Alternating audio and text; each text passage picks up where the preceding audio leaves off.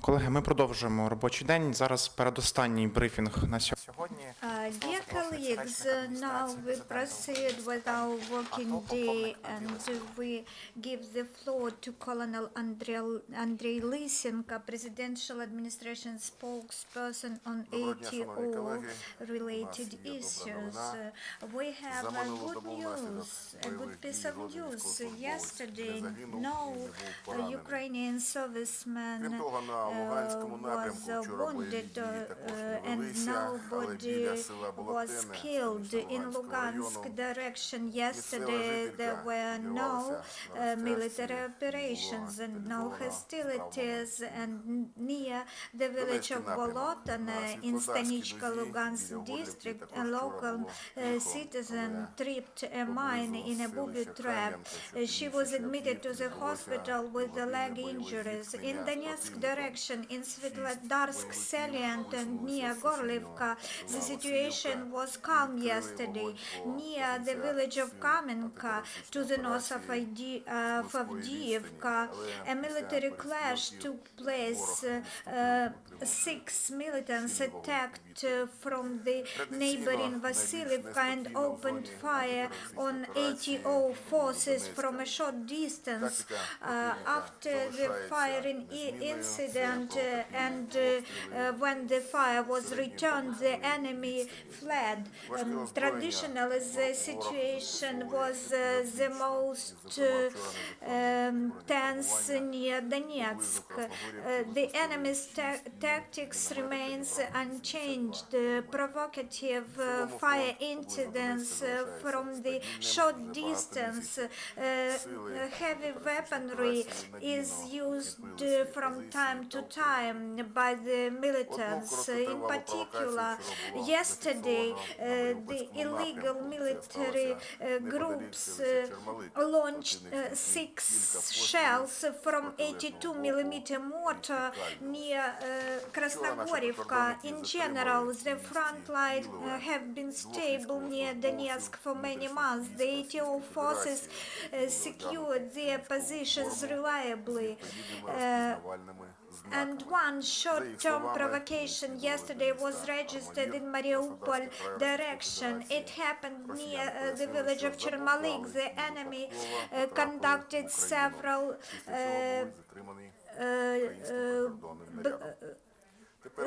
shellions from the river of Kalmius. Yesterday, the border guards detained in the village of Mileve 2 servicemen of the internal troops of the Russian Federation wearing relevant uniforms and bearing relevant identification marks. According to them, they were moving to the city of Armavir, Krasnodarsky area of the Russian Federation. The Russians explained that they have got lost and happened in Ukraine by chance. After that, they were detained by Ukrainian bodyguards. Now they are waiting for a court decision. The court will try the fact of illegal frontier crossing. In Lysychansk, Ukrainian law enforcement officers detained a militant. The fact was established that this armed militant conducted unlawful security checks in the town of Zorinsk, which is controlled by the enemy. It was also found that this man took part in hostilities near Debaltseva in the ranks of the militants.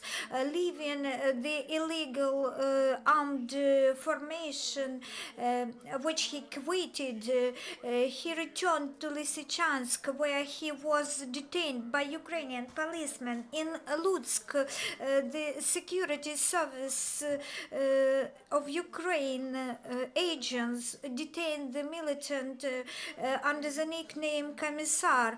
It was established that this militant took part in the annexion of Crimea by Russia. In particular, he blocked the military troops of the armed forces of Ukraine in the peninsula, and for this he was awarded by the Ministry of Defense of of Russian Federation with a medal for returning the Crimea. Later on, he was a member of DPR militant formation and with the purpose of illegal production of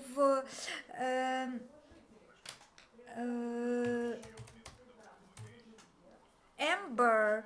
He came to Volyn in order to earn some money for his living. Ukrainian law enforcement officers identified new caches with illegal weaponry. Near the village of Romanivka, Dnipropetrovsk region, they seized 6 automatic guns, AKS, automatic gun AKM, 3 boxes with cartridges of 5.45 millimeters and 16 cartridges for Kalashnikov automatic guns, as well as details for weaponry. And also one more cache was found by security service officers near the railway station of Klishchiivka.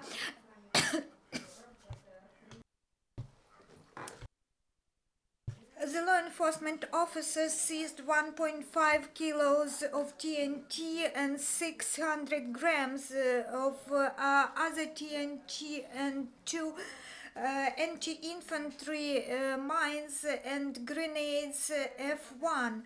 That's all for today. Thank you, Mr. Colonel. And please now the time for questions. Ksenia Dvornikova, am I right when I say that this last day the number of shellings considerably decreased? Is it somehow related to the latest humanitarian convoy? Probably they are unloading the trucks. Observation that the number of shellings considerably dropped this last 24 hours. We had only 25 shellings and they were not intensive, while in the day before it was around 40 shellings. Is there any information about unmanned flying vehicles and about reconnaissance operations? We did not register any drones yesterday, but as for reconnaissance operations, they are continuous, and we also try to follow up our opponents when they carry out these reconnaissance operations. Thank you very much, Mr. Colonel, and